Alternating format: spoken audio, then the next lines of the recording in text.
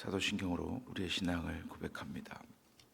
전능하사 천지를 만드신 하나님 아버지를 내가 믿사오며 그 외아들 우리 주 예수 그리스도를 믿사오니 이는 성령으로 잉태하사 동정녀 마리아에게 나시고 본디오 빌라도에게 고난을 받으사 십자가에 못 박혀 죽으시고 장사한 지 사흘 만에 죽은 자 가운데서 다시 살아나시며 하늘에 오르사 전능하신 하나님 우편에 앉아 계시다가 저리로서 산 자와 죽은 자를 심판하러 오시리라. 성령을 믿사오며 거룩한 공회와 성도가 서로 교통하는 것과 죄를 사하여 주시는 것과 몸이 다시 사는 것과 영원히 사는 것을 믿사옵나이다. 아멘. 사랑과 은혜가 풍성하신 하나님 아버지 감사합니다. 이 새벽 하나님 앞에 나올 수 있도록 하나님 모든 환경과 여건들을 허락하여 주시고 특별히 건강을 허락하여 주셔서 주님 앞에 기도할 수 있는 힘을 주시니 감사합니다. 하나님 말씀하여 주실 때에 그 말씀으로 생명과 새 힘을 얻게 하여 주옵시고 하나님 말씀 들을 귀를 주시사 그 말씀을 깨닫게 하시며 하나님 깊으신 뜻을 알며 하나님만을 찬양하는 참 하나님의 자녀들로 살게 하여 주옵소서. 이 새벽 주님 말씀을 듣고자 하오니 하나님 말씀하여 주옵시고 하나님의 뜻을 잘 분별하여 하나님 기뻐하시는 뜻을 이루어드리는 하나님의 나라를 세워가는 주의 백성들이 되게 해 주옵소서. 감사드리며 예수님 이름으로 기도드리옵나이다. 아멘.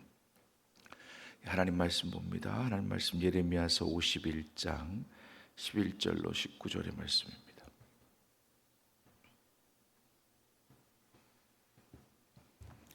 예레미야서 51장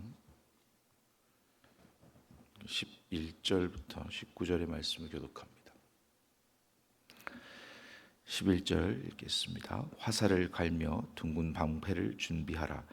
여호와께서 메대 왕들의 마음을 부추기사 바벨론을 멸하기로 뜻하시나니 이는 여호와께서 보복하신 것 곧 그의 성전을 위하여 보복하시는 것이라. 바벨론 성벽을 향하여 깃발을 세우고 튼튼히 지키며 파수꾼을 세우며 복병을 매복시켜 방비하라. 이는 여호와께서 바벨론 주민에 대하여 말씀하신 대로 계획하시고 행하심이로다. 많은 물가에 살면서 재물이 많은 자여 내 재물의 한계 곧 내 끝이 왔도다. 만군의 여호와께서 자기의 목숨을 두고 맹세하시되 내가 진실로 사람을 메뚜기같이 내게 가득하게 하리니 그들이 너를 향하여 환성을 높이리라 하시도다. 여호와께서 그의 능력으로 땅을 지으셨고 그의 지혜로 세계를 세우셨고 그의 명철로 하늘들을 펴셨으며 그가 목소리를 내신즉 하늘에 많은 물이 생기나니 그는 땅끝에서 구름이 오르게 하시며 비를 위하여 번개를 치게 하시며 그의 곳간에서 바람을 내시거늘 사람마다 어리석고 무식하도다. 금장색마다 자기가 만든 신상으로 말미암아 수치를 당하나니 이는 그 부어 만든 우상은 거짓이요 그 속에 생기가 없음이라. 그것들은 헛된 것이요 조롱거리니 징벌하신 때에 멸망할 것이나 야곱의 분깃은 그와 같지 아니하시니 그는 만물을 지으신 분이요 이스라엘은 그의 소유인 지파라. 그의 이름은 만군의 여호와시니라. 아멘. 할렐루야. 네, 오늘 하나님 말씀은 오직 하나님께만 영광을 돌리도록 하는 제목으로 나누고자 합니다. 예레미야서는 이스라엘의 멸망과 또 포로 생활, 또 오랜 세월 동안 하나님께서 징계하신다는 내용을 예언하고 있습니다. 그러나 하나님의 말씀은 항상 징계만을 말씀하시는 것이 아니라 회복을 같이 말씀하고 계십니다. 그리고 하나님께서 하나님 택하신 백성들을 어떻게 사랑하시는지를 늘 함께 말씀해 주십니다. 하나님은 어떻게 하면 하나님께 돌아올 수 있고 하나님의 복을 누릴 수 있는지도 분명하게 말씀해 주십니다.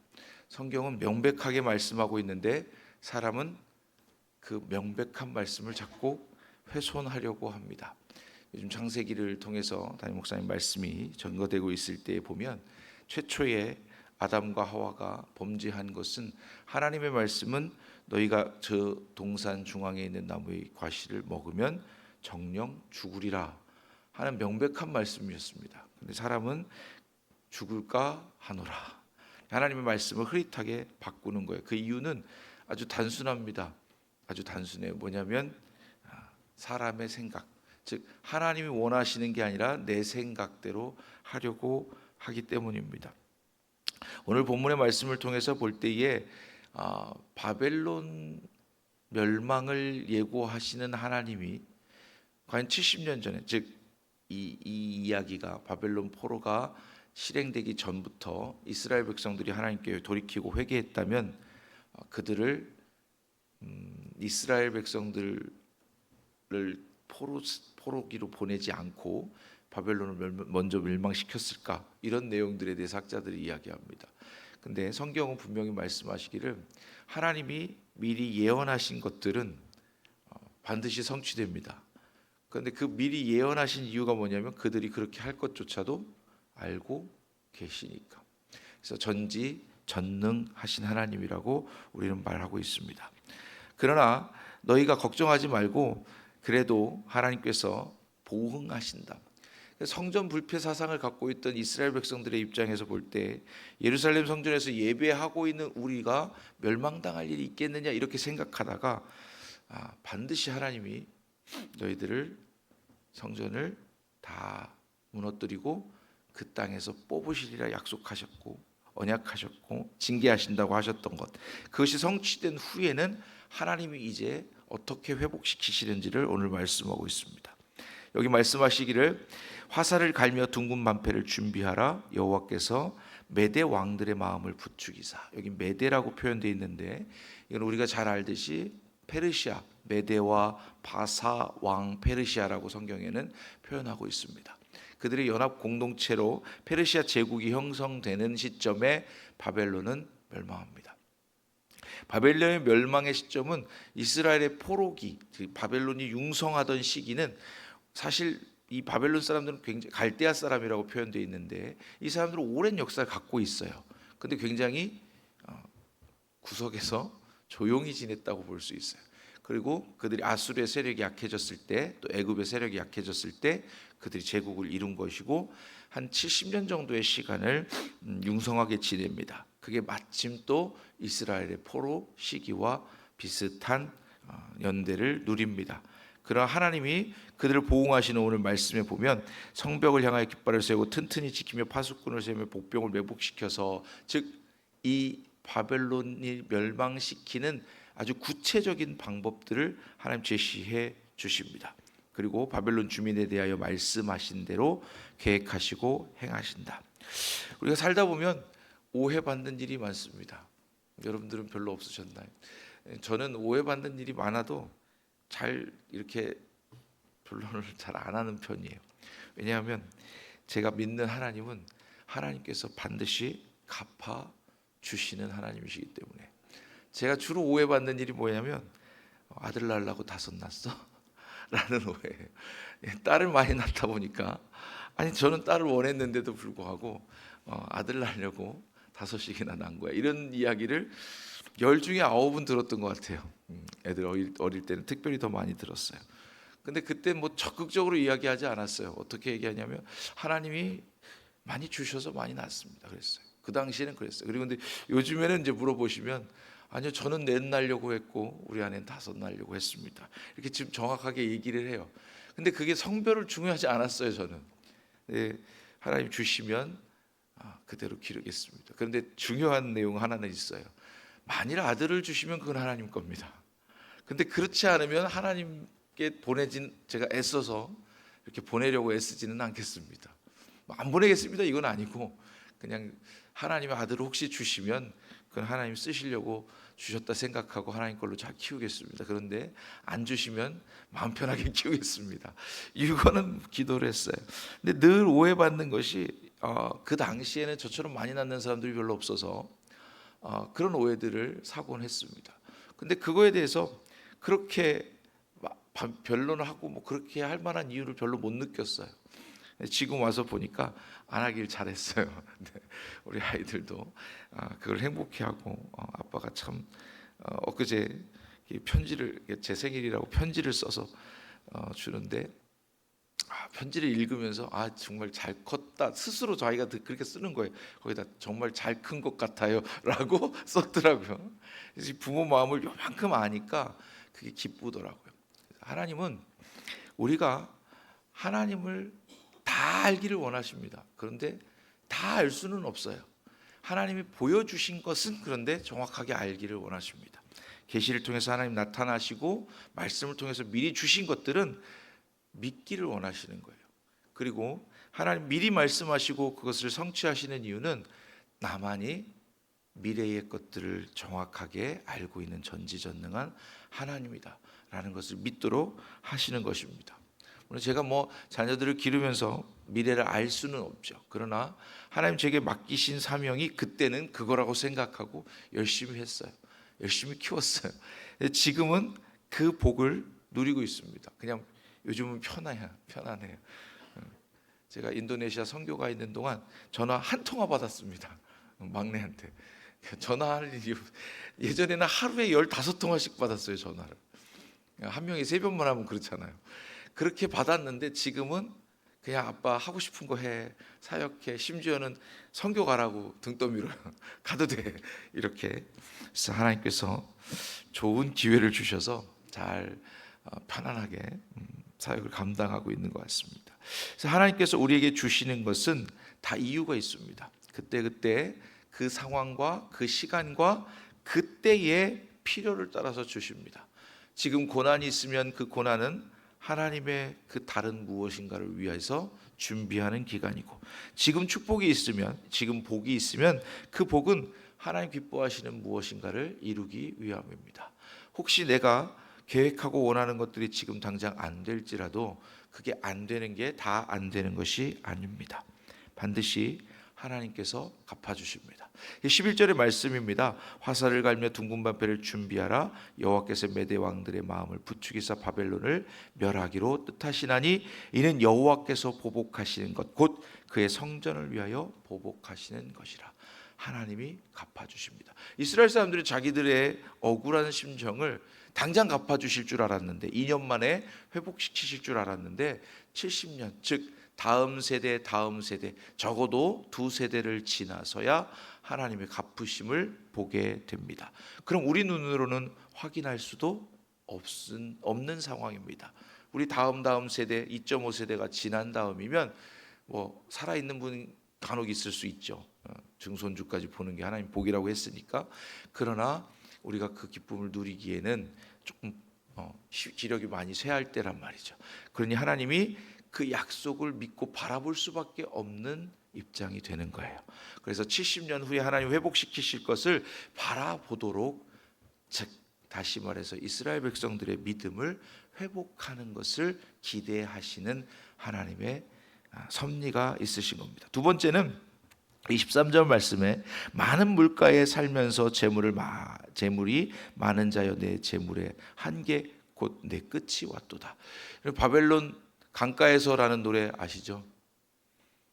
다들 이불 개고 밥 그렇게 그 노래를 이제 이 이스라엘 백성들이 바벨론 포로기에, 야, 너네 노래 잘 부르잖아. 그래서 노래 좀 불러봐. 여러분들 군대에 가거나 또는 선임들이 그 후임들을 괴롭히려면 어떻게 해요? 노래 못하면 엎드려 이렇게 해가지고 하잖아. 그래서 노래 시킨단 말이에요. 근데 이스라엘 백성들은 노래는 하나님 찬양하는 거예요. 그러면 이스라엘 백성들에게 바벨론 포로기의 그들에게 니들 노래 잘하잖아, 노래 좀 해봐 라고 말하는 건 단순히 선임이 후임 괴롭히는 수준이 아니에요. 하나님을 모욕하는 거예요. 하나님께 찬양하는 너희들 우리 포로잖아, 우리 종이잖아, 여기서 한번 찬양해봐, 이렇게 말하는 것은 굉장한 수치입니다. 그들이 견딜 수 있는 수준의 문제가 아니에요. 그러니 하나님 복응하시는 방법을 정확하게 여기 그렇게 표현합니다. 많은 물가에서 많은 재물과 바벨론의 융성한 시기에 많은 것들을 누린 너희들이요 곧 그 끝이 온다는 거예요. 이 세상에서 오해받는 거, 세상에서 가진 거, 세상에서 가지고 있던 거, 내가 쓰던 거, 이런 거 다 어때요? 한계가 있다는, 유한하다. 우리가 길면 120년이라 그랬고, 바벨론 그 견고한 성읍이 무너지는데 70년밖에 걸리지 않았습니다. 하나님이 그것을 어떻게 멸하시느냐? 너희들이 자랑하던 그대로, 너희들이 견고하다고 자랑하던 그대로 내가 돌 하나도 남기지 않고, 그 사람이 만든 인류의 역사상 가장 튼튼하다고 했던 정사각의 웬만한 이 공성전에 쓰는 무기들로는 부서지지도 않을 만큼 튼튼하게 지어진 바벨론 성벽이 단 하나도 남지 않고 무너진다는 것. 그래서 하나님이 보응하시는 방법, 너희가 자랑하던 그대로 그것으로 망하리라. 많은 물가를 가지고, 많은 재물을 가지고 그것들을 자랑하던 너희여 곧 너희의 끝이라. 그래서 우리가 가진 것 자랑하면 그거는 하나님, 그래 그거 내가 준 건데 뺏으시는 거예요. 우리가 가진 것이 하나님께로부터 왔다는 걸 인정하는 사람은 영원히 누리는 줄로 믿습니다. 그 중에 가장 근본이 뭘까요? 생명이에요. 생명. 내가 가진 생명이 하나님께로부터 왔다. 이제 두 번째 말씀은 이제 인생의 소유는 유한하다는 13절 말씀이고요. 마지막 세 번째는 창조주 하나님만이 경배와 찬양을 받으실 유일한 만군의 여호와시라는 거예요.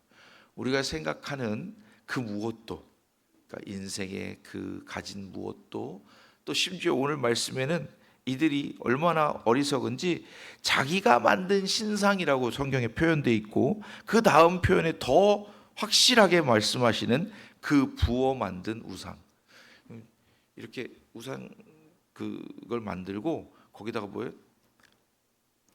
그 주조 부어서 우상, 그 이 부어 만드는 이유가 뭘까요?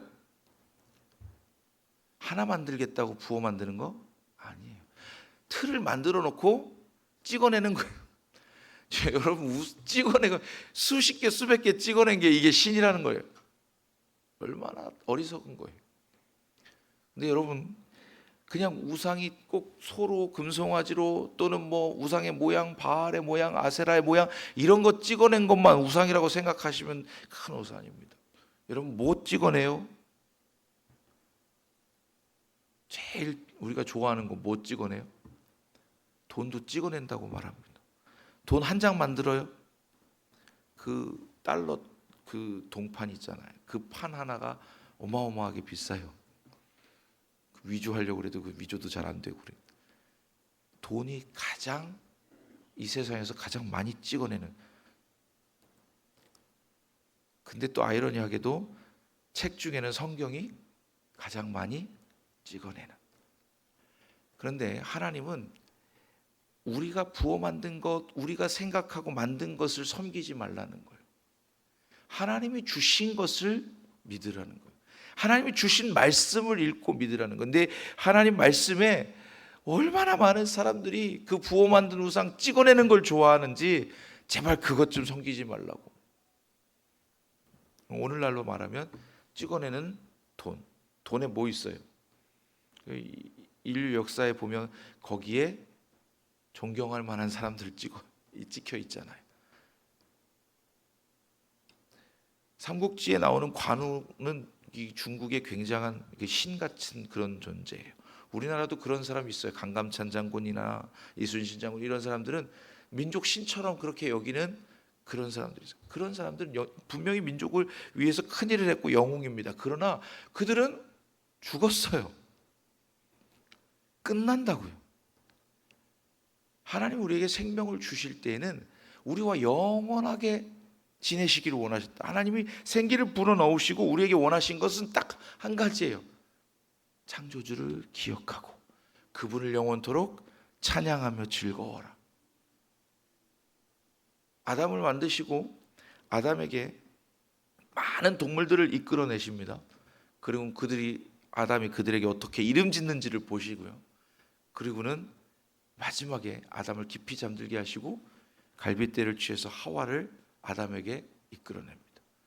그때만 해도 아담은 눈이 멀쩡했어요. 어떻게 보냐면, 어떻게 봐요? 이는 내 뼈 중에 뼈요, 살 중에 살이라. 겉모양을 보고 취한 게 아니라 그 속에 본질을 보고 있었어요. 뼈가 보입니까? 안 보이는데 뼈 중에 뼈라고 말하는. 그래, 우리에게 주신 하나님의 눈은, 영적인 눈은 본질을 볼 수 있도록 주셨는데, 그런데 부어 만든 우상, 찍어낸 돈, 다 우리에게 잠깐 동안 쓰고 버리라고, 또는 잠깐 동안 쓰고 놓고 가라고 주신 것들을 우리는 섬긴단 말이에요. 그것들에게 매몰돼 있어요. 그것들에게 점령당해 있어요. 그게 무슨 대상이든지 하나님 그것을 가장 경계하십니다.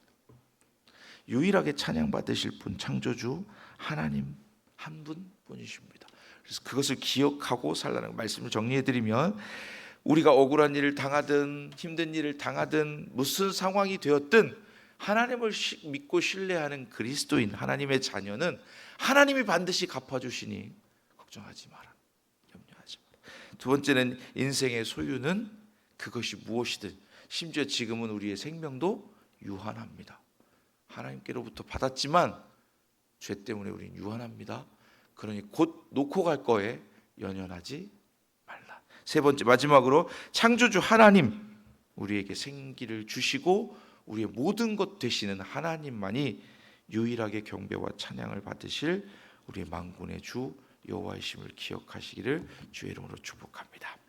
찬송합니다. 621장 찬송드립니다.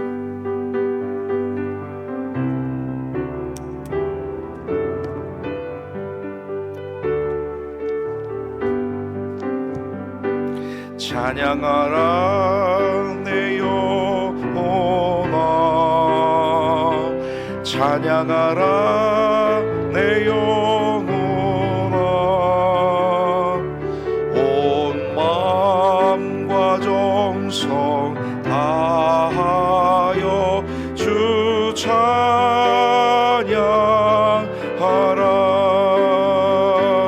경배하라 내 영혼아, 경배하라 내 영혼아, 온 마음과 정성 다하여 주 경배하라.